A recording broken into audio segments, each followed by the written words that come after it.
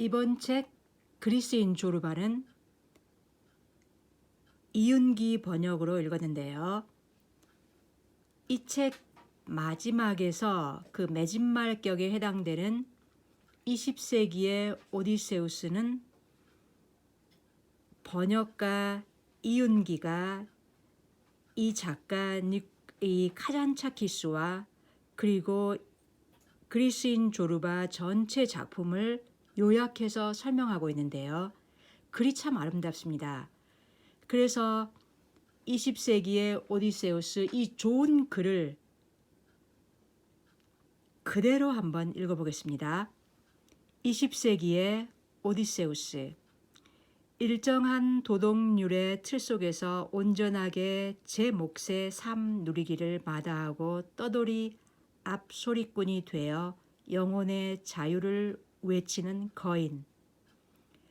자기 내부에 잠재하는 인간으로서의 가능성을 극한에 이르기까지 드높이고 그 드높이는 과정에서 조우하는 사람들의 모습에 문학적 표정을 부여하는 참으로 초인적인 작업을 시도한 거인. 신을 통하여 구원을 받을 것이 아니라 우리가 신을 구원해야 한다고 주장한 니코스 카잔차키스가 바로 그 사람이다. 카잔차키스의 문학은 존재와의 거대한 싸움터, 한두 마디로는 싸잡아서 정의할 수 없는 광활한 대륙을 떠올리게 한다. 카잔차키스는 영혼의 자서전에서 이렇게 고백하고 있다. 내 삶을 풍부하게 해준 것은 여행과 꿈이었다. 내 영혼에 깊은 골을 남긴 사람이 누구냐고 묻는다면 나는 이렇게 꼽을 것이다. 호메로스, 베르그송, 니체, 조르바. 이 고백은 카잔차키스라는 이름의 대륙 탐험을 이해하는데 대단히 중요한 키워드적 의미를 지닌다. 그가 여행이라고 부르는 것은 구체적이고 물리적인 그 자신의 육체, 꿈이라고 부르는 것은 추상적이고 관념적인 그 자신의 영혼인 듯하다. 구체적인 체험으로서의 여행이 추상적인 꿈을 심화시키고 그 꿈이 여행의 무대를 확장시키듯이 그의 삶이라는 것도 육체와 영혼의 상호작용을 통한 심화와 확장 과정으로 이루어진다. 여행과 꿈이 상호작용을 통하여 늘 그의 삶을 풍부하게 하듯이 영혼과 육체는 변증법적 상호작용을 통해 그의 존재를 드높이는 것이다. 3단계 투쟁 혹은 3단계 깨달음의 과정을 검토하면 분명하게 드러날 터이거니와 호메로스에서 베르그송과 니체를 통하여 조르바에 이르는 과정도 이 변증법적 상호작용의 과정을 그대로 암시한다. 카잔차키스는 1883년 크레타섬에서 태어났다. 따라서 그는 당연히 그리스인이다. 그러나 그리스 사람인데도 불구하고 청년 시절에 그는 크레타인으로 자칭하기를 좋아했다. 그리스 본토와는 달리 이 크레타섬만이 그가 태어날 당시 터키의 지배 아래 있었기 때문이다. 크레타는 따라서 삶에 대한 그의 비극적인 인식의 출발점이다. 그의 3단계 투쟁과 각성은 삶에 대한 이 비극적인 인식에서 출발한다.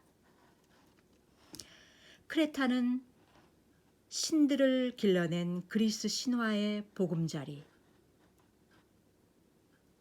욕심 많고 거짓말 잘하고 난폭하고 거칠기로 소문난 크레타인들의 섬. 크레타는 평화시에도 사람들로 하여금 광란의 불길에 쫓기게 하는 섬. 지극히 세속적인 방법으로 삶을 사랑하고 신을 섬기는 사람들의 땅. 카잔차키스가 크레타라고 부르는 섬은 한 번 부르면 가슴이 뛰고 두 번 부르면 코끝이 뜨거워지는 이름, 기적이다. 내가 크레타 사람이라는 것은 이렇게 영탄할 때의 그 크레타이다. 그는 자서전에서 이렇게 쓰고 있다. 유년 시절 내가 호흡한 것은 험악한 전쟁 분위기였다.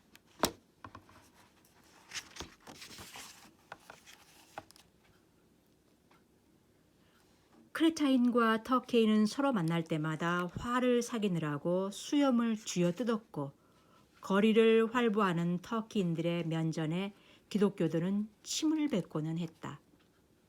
나는 침묵 속에서 죽음, 용기, 전쟁, 자유, 해방 같은 말들을 들으며 자라났는데 어른이 된다는 것은 그런 투쟁에 가담함으로써 이런 어휘의 의미를 이해하게 되는 것을 뜻했다.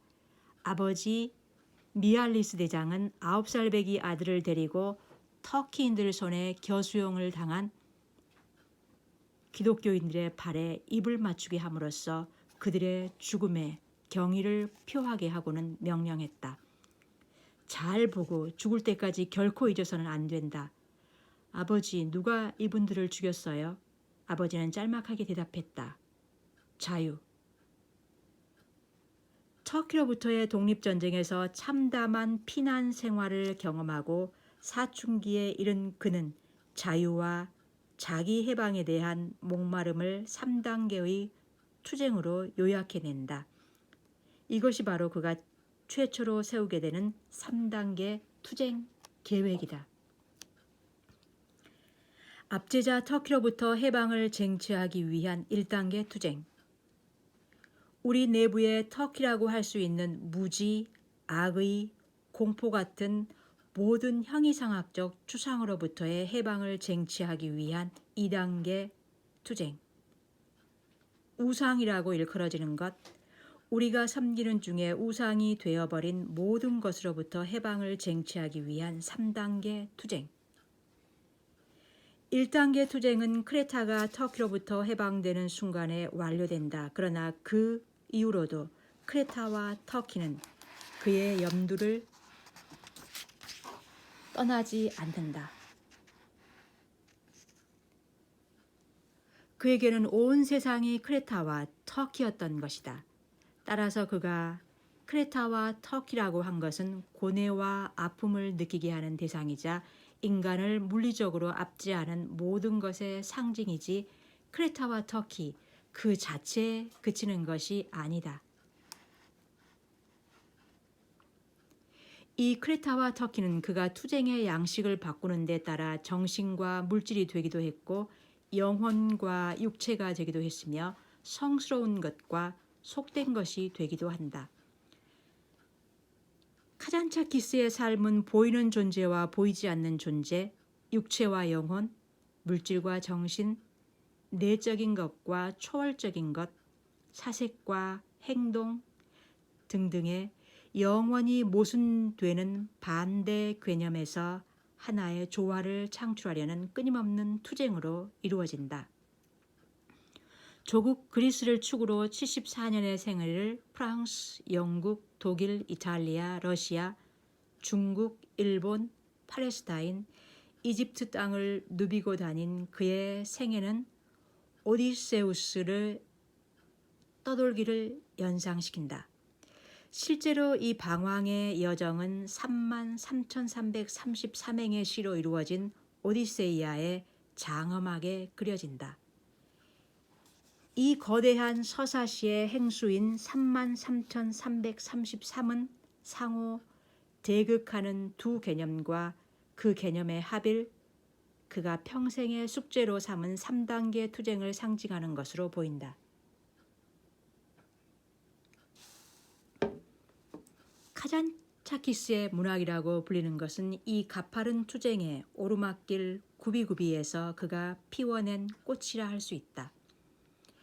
카잔차키스가 자기 영혼에 깊은 골을 남긴 사람들 이름 중 가장 먼저 꼽은 사람은 호메로스다.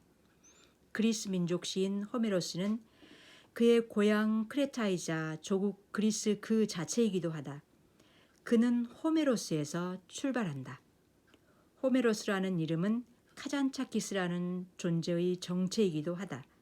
수도 아테네의 대학과 대학으로 진학한 직후에 그가 가장 먼저 한 뜻깊은 일은 그리스 본토 순례이다. 그에게 여행은 사색의 셈이자 사고의 실천이었다. 그러나 아크로폴리스를 오르내리며 파르테논 신전을 오르내리면서 그가 본 것은 고대 그리스 문명의 유적이 아니었다. 그리스 문명의 유적은 새로운 신격을 통하여 구원을 얻으려 하는 그의 영혼 앞에 어떤 깨달음도 베풀어내지 못했다. 그는 유적의 배후에 도사린 의미 속으로 파고들어 그 의미와 하나 되고자 했다. 그는 이로써 호메로스를 육화하고자 했다. 이 조국 그리스 여행에 대해 그는 이렇게 쓰고 있다. 혼자 수니온까지 갔다. 여름이어서 소나무 등치에 갈라진 틈에서는 송진이 흘러내리고 있었다. 대기에서 송진 냄새가 났다. 메뚜기 한 마리가 내 어깨 위에 앉았다. 그 순간 나는 소나무가 되었다. 나는 젊은 여인의 얼굴에서 노파의 얼굴을 읽으려는 나의 태도가 잘못되었다는 것을 깨달았다. 나는 그리스라는 이름의 노파 얼굴에서 이제는 사라져버린 소녀의 생기와 젊음을 다시 창조해야 한다는 것을 깨달았다. 여행이 끝날 즈음 내 눈은 그리스로 가득 찼다. 투쟁을 방불케 하는 그 여행에서 내가 얻은 것은 동양과 서양 사이에 위치한 그리스의 역사적 사명에 대한 인식, 그리스의 업적은 아름다움이 아니라 자유를 찾으려는 투쟁이었다는 깨달음, 나를 이끌어 성인의 세계로 안내한 것은 아름다움이 아니라 책임감이었다.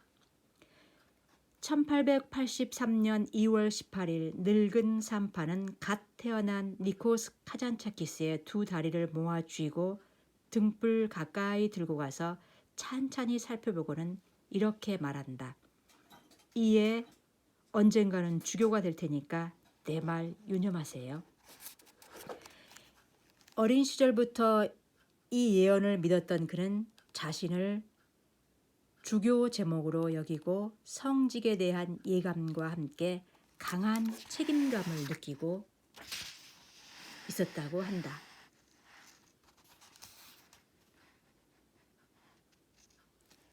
그는 주교가 하지 않을 법한 일은 되도록이면 하지 않으려고 했다.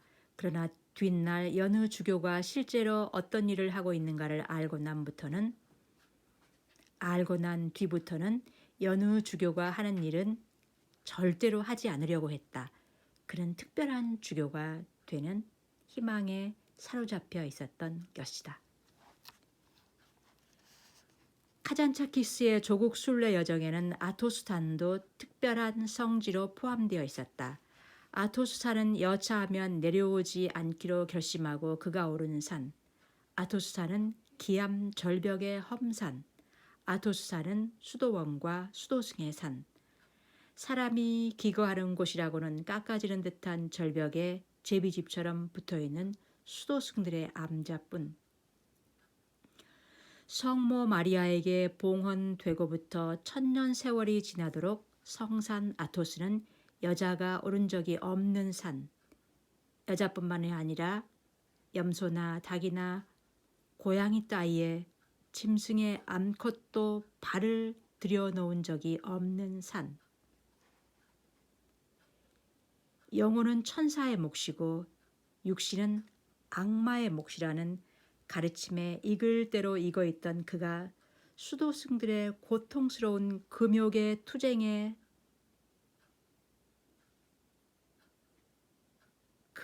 투쟁을 싸고 도는 허실의 슬픈 공간을 목격한 것은 그때의 일이었다.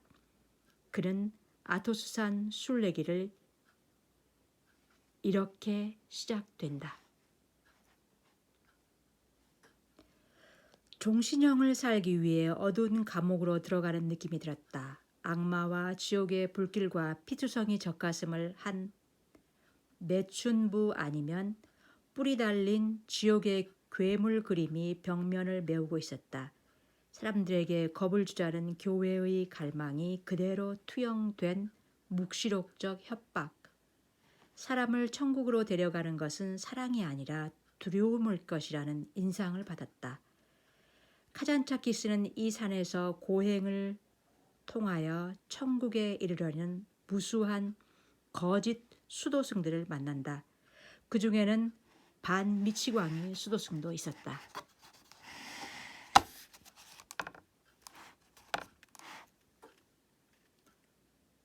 수도원 앞에 깎아지는 듯한 낭떠러지 아래에는 백골이 널려 있었다.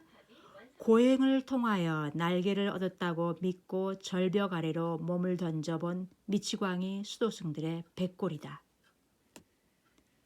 그는 이 산에서 동굴의 마카리오스를 만난다. 동굴의 마카리오스는 수도승 가운데서도 거룩함을 얻은 것으로 알려진 성인이었다. 그는 천국에 들기 위해 아토스산에서 목숨을 걸고 고행하는 무수한 수도승들의 이기적인 수행의 의미를 납득할 수 없었다. 그래서 그는 성인 마카리오스에게 묻는다.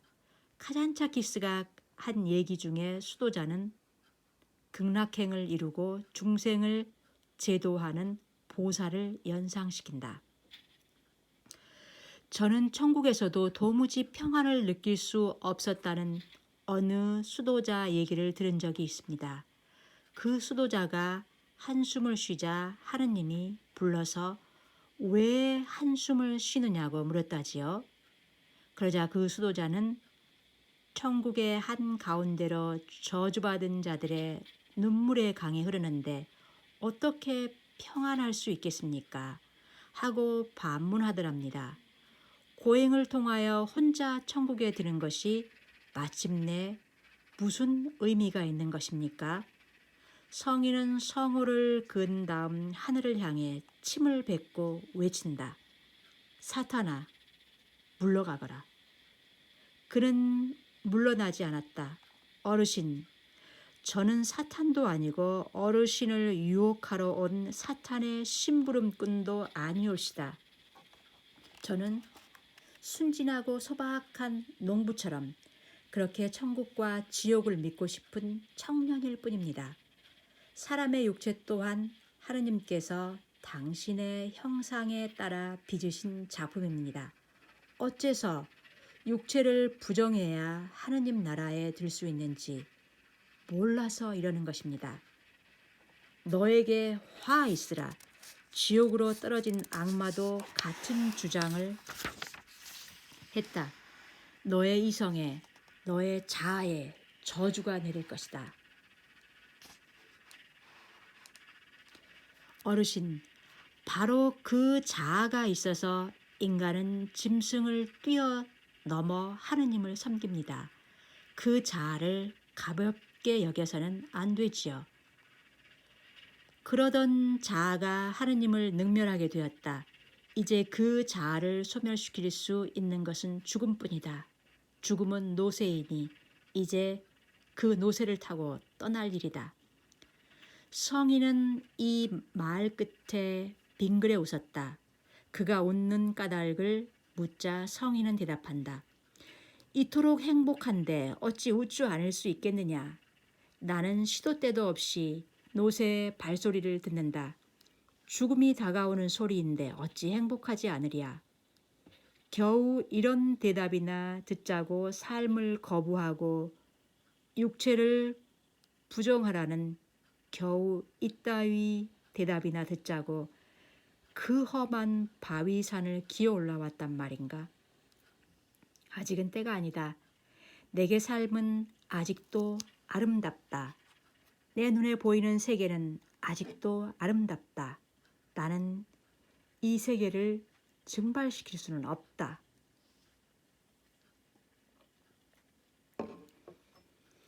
그가 이런 생각을 하면서 일어서자 성인은 비아냥거리듯이 이렇게 말한다. 내려가려고 행운을 빈다. 세상의 안부나 전해다오. 그도 비아냥으로 성인에게 응수한다. 천국에도 안부 전해주세요. 그리고 하느님 만나시거든 제가 인간이 이렇듯이 죄악과 악마에 시달리는 것은 하느님 탓이라고 하더라고 전해주세요. 하느님이 세상을 너무 아름답게 만든 탓이라고요. 그가 아토스산에서 만난 마카리오스가 육체를 악마와 동일시하는 극단적인 영혼 지상주의였다면 역시 아토스산 기슭에서 만난 한 파괴승은 극단적인 육체 지상주의자다.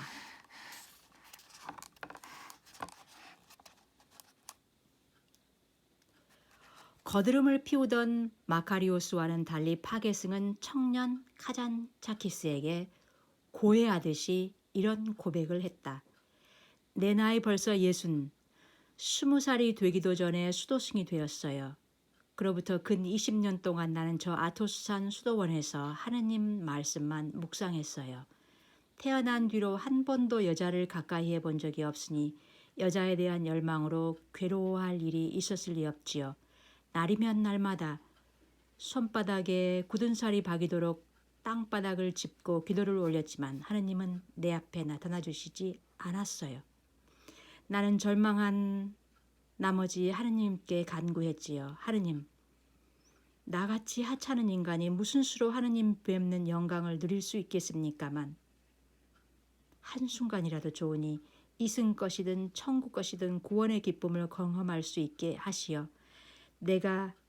제가 기독교인이 된 보람을 느끼게 해주시고 아토스산에서 보낸 세월이 헛된 세월이 아니었다는 것을 알게 하소서. 울고 불고 금식하고 기도했지만 할 일 없었어요. 내 마음은 열리지 않았어요. 악마가 내 마음을 잠그고 열쇠를 감추어 버렸었나 봐요. 그렇게 헛된 세월을 보내다가 살로니카로 파견된 뒤에야 그래서는 안 되는 일일 줄을 알면서도 나는 한 여인을 알게 되었답니다. 아, 그 여자와 동침한 날 밤 나는 평생 십자가에 못 박혀 있다가 부활하고 있다는 기가 막힌 느낌을 경험했답니다. 육신이 쾌락의 절정을 누리는 순간 하느님이 두 팔을 벌리고 내게 다가오는 것 같더라고요. 나는 그날 밤 난생 처음으로 날이 밝아오기까지 감사 기도를 드렸답니다. 전날까지만 해도 나는 기쁨을 모르는 인간, 기뻐해서는 안 되는 줄만 알고 있던 인간이었어요. 그러나 여자를 알게 되는 순간 나는 다른 인간이 되었지요. 나는 그제야 하느님이 얼마나 선한 분이신지, 하느님이 얼마나 인간을 사랑하는 분이신지 깨닫고 감사 기도를 올릴 수 있었어요. 하느님은 당신께서 창조하신 아름답고 우아한 여자를 통하여 나를 잠시나마 천국으로 이끌어 주셨던 것이지요. 나는 단식이나 고행을 통해서가 아니라 여자를 통해서 하느님을 뵙고 그 품에 안길 수 있었던 것이지요. 40년 전의 그날 밤 이후로 나는 죄 역시 하느님을 섬기는 데 필요한 것이 아닐까? 이런 생각을 한답니다. 속죄하라고요? 나는 안 해요. 분명히 말하거지와 하느님의 벼락을 맞아 콩가루가 되는 한이 있어도 나는 속죄하지 않겠어요. 내게는 뉘우칠 게 없어요.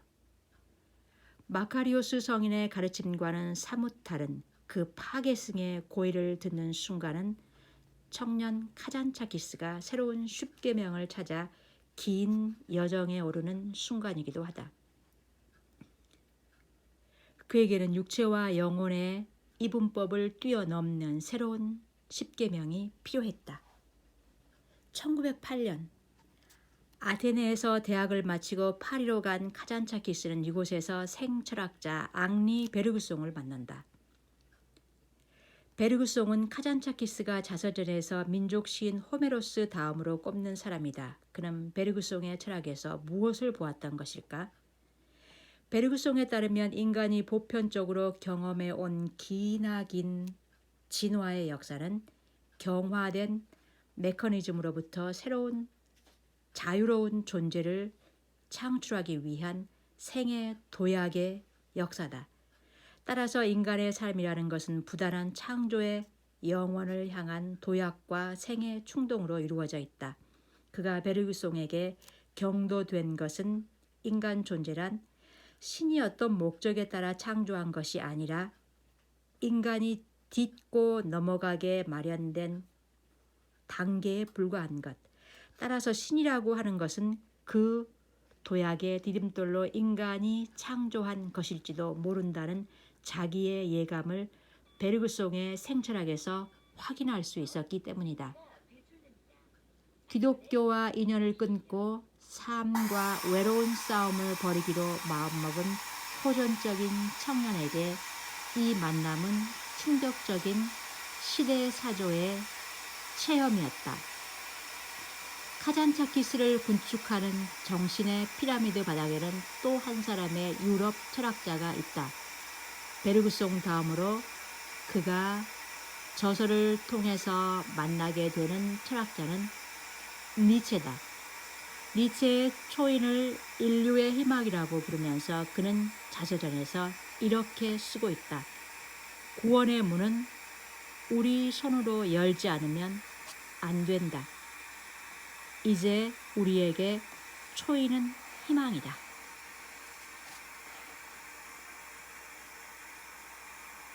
초인은 대지의 종자이며 해방은 그 종자 속에 있다. 니체는 신은 죽었다고 선언하고 우리를 시면의 가장자리로 데려다 놓았다. 인간은 마땅히 저 자신의 본성을 뛰어넘어 하나의 초인이 되어야 한다. 신의 빈자리를 우리가 차지해야 한다. 주인의 명령 없이는 주인의 명령이 없어진 지금 우리 의지로서 그 자리를 차지해야 하는 것이다. 그가 초인이라고 부르는 것은 우리가 슈퍼맨이라고 부르는 것 혹은 니체가 위버맨슈라고 부르는 것과 정확하게 일치하지 않는다. 그의 초인은 초월을 완성시킨 인간이 아니라 인간의 한계를 극복하기 위해 투쟁하는 호전적인 인간, 짜라투스라의 말처럼 목적지가 아닌 도상의 다리 같은 인간이다. 그의 믿음에 따르면 진정한 초인은 인간 조건을 극복하고 베르그송의 이른바 생의 도약을 성취시키는 인간이다. 그가 베르그송과 니체에게 공감하는 분위기는 삶에 대한 일종의 비극적 인식이 짙게 깔려 있는데 이것은 20세기 초두 유럽 정신 사조의 특징이기도 하다. 휘장이 곧 그림이라는 인식은 오디세우의 절규에서 그대로 되풀이된다.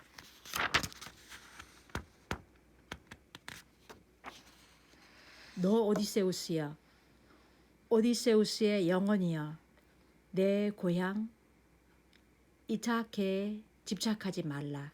너의 항해가 곧 너의 고향인 것을. 카잔차키스가 자기 삶에 깊은 골을 남긴 사람으로 마지막으로 꼽는 인물, 소설 그리스인 조르바의 야생마 같은 주인공. 조르바는 실제 인물이다.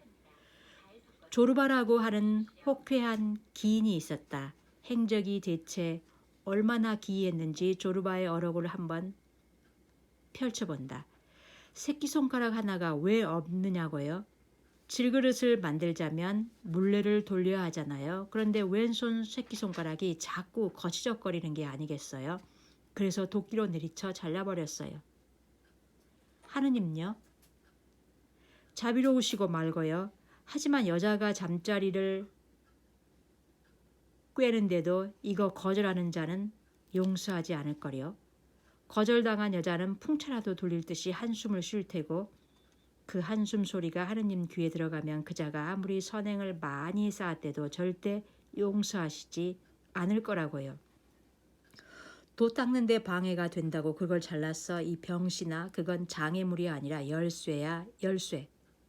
결혼 말인가요? 공식적으로 한 번 했지요. 비공식적으로는 1000번 아니 3000번쯤 될 거려. 정확하게 몇 번인지 내가 어떻게 알아요? 수탉이 장부 가지고 다니는 거 봤어요? 확대경으로 보면 물속에 벌레가 우글우글 하대요. 자, 갈증을 참을 거요? 아니면 확대경 확 부셔버리고 물을 마시겠소? 두목, 당신의 그 많은 책 쌓아놓고 불이나 싸질러 버리시구려. 그러면 알아요. 혹 인간이 될지. 조르바는 그리스 작가 니코스 카잔차스키를 세계적인 작가로 일으켜 세운 소설 그리스인 조르바의 주인공이자 실존 인물이다. 카잔차키스는 자서전 영혼의 자서전에서 실존 인물 조르바에 대해 이렇게 쓰고 있다. 힌두 교도들은 구루, 사부라고 부르고 수도승들은 아버지라고 부르는 삶의 길잡이를 한 사람 선택해야 했다면 나는 틀림없이 조르바를 택했을 것이다. 줄인 영혼을 채우기 위해 오랜 세월 책으로부터 빨아들인 영양분의 질량과 겨우 몇 달 사이에 조르바로부터 느낀 자유의 질량을 돌이켜볼 때마다 책으로 보낸 세월이 억울해서 나는 격분과 마음의 쓰라림을 견디지 못한다. 둘이서 벌인 사업이 거덜난 날 우리는 해변에 마주 앉았다. 조르바는 숨이 막혔던지 벌떡 일어나 춤을 추었다. 그는 중력에 저항이라도 하는 듯이 펄쩍펄쩍 뛰어오르면서 소리를 질렀다. 하느님, 자꾸 하신 우리 사업을 보호하소서. 마침내 거덜났도다. 바로 이 대목이 저 유명한 영화 그리스인 조르바에서 조르바로 나온 앤서니 퀸이 해변에서 춤을 추는 장면이다. 앤서니 퀸은 1995년에도 뉴욕에서 장기 공연된 무대극 그리스인 조르바에서 조르바 역을 맡은 바 있다. 호쾌하고 농창한 사나이 조르바는 떠도는 인간 카잔차키스가 한동안 쉬어가고 싶어 하던 구원의 오아시스였다. 카잔차키스의 이름을 세계적인 작가의 반열에 올려놓은 소설 그리스인 조르바를 제대로 이해하기 위해서는 그의 인생과 작품의 핵심에 위치하는 노른자위 개념이자 그가 지향하던 궁극적인 가치의 하나인 메토이소노를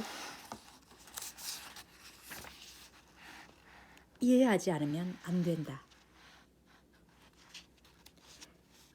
메토이소노는 거룩하게 되기이다. 보이는 것과 보이지 않는 것. 육체와 영혼, 물질과 정신의 임계 상태 저 너머에서 일어나는 변화, 이것이 메토이소노다. 물리적 화학적 변화 너머에 존재하는 변화, 거룩하게 되기가 바로 이것이다. 포도가 포도즙이 되는 것은 물리적인 변화이다. 포도즙이 마침내 포도주가 되는 것은 화학적인 변화다. 포도주가 사랑이 되고 성체가 되는 것, 이것이 바로 메토이소노다. 사업이 거덜난 날 세상에 거칠 것이 없는 자유인 조르바는 바닷가에서 춤을 추었고 이후에 책상 물림인 나, 즉 카잔차키스는 그 조르바를 그린 그리스인 조르바를 썼다. 이것을 두고 카잔차키스는 이렇게 말한 일이 있다. 보라, 조르바는 사업체 하나를 춤으로 변화시켰다. 이것이 바로 메토이소노다. 거룩하게 만들기이다. 나는 조르바라고 하는 위대한 자유인을 겨우 책 한 권으로 변화시켰을 뿐이다. 조르바 자신도 카잔차키스에게 이런 말을 한 적이 있다. 두목, 음식을 먹고 그 음식으로 무엇을 하는지 대답해 보시오. 두목의 안에서 그 음식이 무엇으로 변하는지 설명해 보시오. 그러면 나는 당신이 어떤 인간인지 일러드리리다. 작가 니코스 카잔차키스가 빈에서 겪은 다음과 같은 체험담을 들어보라. 그에게 육체와 영혼은 둘이 아니라 하나이다. 전율이다. 1922년 파리에서 빈에 이른 그는 한 극장 입장권을 사게 된다. 자리를 찾아 앉고 보니 뜻밖에도 눈부시게 아름다운 여인의 옆자리.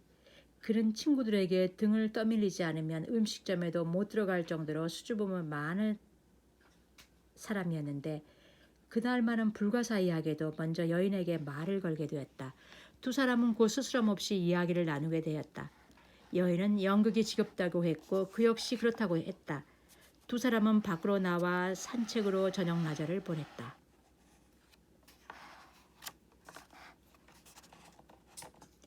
그는 여자에게 자기 호텔로 가지 않겠느냐고 물어보았다. 여인은 당장은 사정이 있어서 곤란하지만 다음날 밤에 가겠노라고 했다.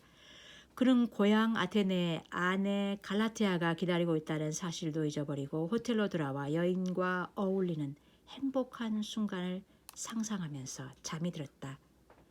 그러고는 다음날 아침에 깨어났다. 깨어나고 보니 입술과 턱이 부어올라 있고 얼굴 전체에 습진 비슷한 반점이 돋아나 있었다. 그는 황급히 여인에게 전가를 보내어 그날 밤에는 만날 수 없게 되었다는 사실을 알리고 그 다음 날로 약속했다. 그러나 다음 날이 되어도 얼굴에서 발진한 원인 모를 상처는 가라앉기는커녕 걷잡을 수 없이 악화되어 갔다. 병의 원인을 짐작하는 의사는 하나도 없었다. 얼굴에다 붕대를 감은 채 병원을 찾아다니고 있을 무렵 그는 우연히 프로이트의 친구이기도 한 심리학자 비렐름 슈테켈 박사를 만났다. 박사는 카잔차키스의 흉악해진 몰골을 보고는 근황을 물었다. 카잔차키스는 대답했다. 붓다의 이미지에 사로잡혀 있습니다. 감각적인 것들과의 인연을 끊고 욕망을 줄이고 보고 듣고 느끼고 듣는 욕망도 자제하고 있습니다. 육체를 극복하기 위해 몸부림치고 있습니다. 그런 차에 이 빈에서 이어서 카잔차키스는 무심코 극장에서 만난 여인 얘기, 여인과 했던 달콤한 약속, 그 직후에 생긴 회개한 병증, 그리고 아내 갈라테아 얘기까지 했다. 슈테켈 박사는 상기된 표정을 하고 외쳤다. 세상에 이렇게 기이한 일도 다 있을까요? 이것은 중세에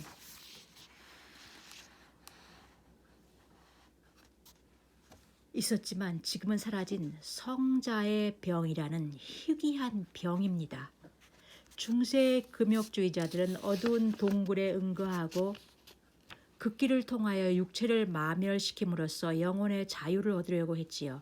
하지만 많은 수도자들은 마침내 유혹을 견디지 못하고 울부짖으며 마을로 달려 내려가고는 했답니다. 바로 그 순간 그들의 얼굴에는 발진이 돋고 진물이 흘러내렸다지요. 당신은 모르고 있겠지만 지금 당신의 영혼은 당신의 육체를 질책하고 있어요. 여인을 포기하고 미련을 버리고 빈을 떠나세요. 당신이 빈에 있는 한 여자를 잊지 않는 한 이 병은 절대로 나을 수 없습니다. 카잔차키스는 이즈음의 일을 아내 갈라테아에게 이렇게 쓰고 있다. 슈테켈 박사는 나의 내부에는 남다르게 강력한 영적, 정신적 에너지가 흐르고 있다는 건요. 그 에너지 때문에 내 육체는 고통을 겪고 있다고 하오. 카잔차키스는 마침내 여인을 포기하고 빈을 떠나기로 결심했다. 기차가 빈을 떠난 지 1시간이 못 되어 놀랍게도 얼굴의 발진은 말끔하게 가라앉았다. 보이는 것과 보이지 않는 것, 육체와 영혼, 물질과 정신, 내재적인 것과 초월적인 것 등등 영원히 모순되는 반대 개념에서 하나의 조화를 도출하려던 그에게 육체와 영혼은 둘이 아니라 하나였다. 카잔차키스는 2차례에 걸쳐 노벨 문학상 후보로 지명되었으나 1951년에는 스웨덴 작가 라게르 크비스트에게 1956년에는 스페인 시인 히메네스에게 영광을 물린다. 이를 두고 영국의 문예비평가 콜린 윌슨은 다음과 같은 글을 썼다. 카잔차키스가 그리스인이라는 것은 비극이다. 이름이 카잔초프스키였고 러시아어로 작품을 썼더라면 그는 톨스토이, 도스토옙스키와 어깨를 나란히 할 수 있었을 것이다. 그의 오랜 영혼의 편력과 투쟁은 그리스를 온몸으로 대극을 초월한 전형적인 자유인 의지의 힘으로 물질로부터 승리를 얻어낸 초인으로 승인하게 될 때까지 계속된다. 그리스에 대한 지극히 독창적인 해석은 그리스 종교회와 교황청의 노여움을 사게 되고 1153년 그리스 종교회가 미알리스 대장 최후의 유혹 그리스인 조르바가 신성을 모독한 작품이라는 이유로 작가를 파문하려고 했을 때 그는 다음과 같은 편지를 보낸다. 성스러운 사제들이여, 여러분은 나를 저주하나 나는 여러분을 축복합니다. 여러분께서도 나만큼 양심이 깨끗하시기를, 그리고 나만큼 도덕적이고 종교적이시기를 기원합니다. 교황청이 최후의 유혹을 금수로 정했을 때 그는 교황 앞으로 편지를 쓴다. 주여, 당신에게 호소합니다. 그러나 카잔차키스는 그리스인이었다. 성화한 인간 슈바이처의 배웅을 받으며 1957년 독일에서 이승을 떠난 그의 유해는 아테네로 돌아왔다. 그리스 정교회는 저희 손으로 파문한 카잔차키스의 아테네 매장을 허락하지 않았다. 유해는 그의 고향인 크레타의 이라클리온으로 실려가 그리스 신화의 거인을 연상시키는 한 거인의 품에 안겨 무덤으로 내려갔다. 바로 그가 이륙하는 순간이다. 생전에 그가 마련해 놓은 묘비명은 다음과 같다. 나는 아무것도 바라지 않는다. 나는 아무것도 두려워하지 않는다. 나는 자유다. 거룩한 인간 알베르트 슈바이처는 카잔차키스를 이렇게 추억한다. 니코스 카잔차키스처럼 나에게 감동을 준 이는 없다. 그의 작품은 깊고 지니는 가치는 이중적이다. 이 세상에서 그는 많은 것을 경험하고 많은 것을 알고 많은 것을 생산하고 갔다. 이 책의 번역 대본으로는 1961년 페이버 앤 페이버에서 출간된 조르바 더 그릭을 이용했다. 이윤기.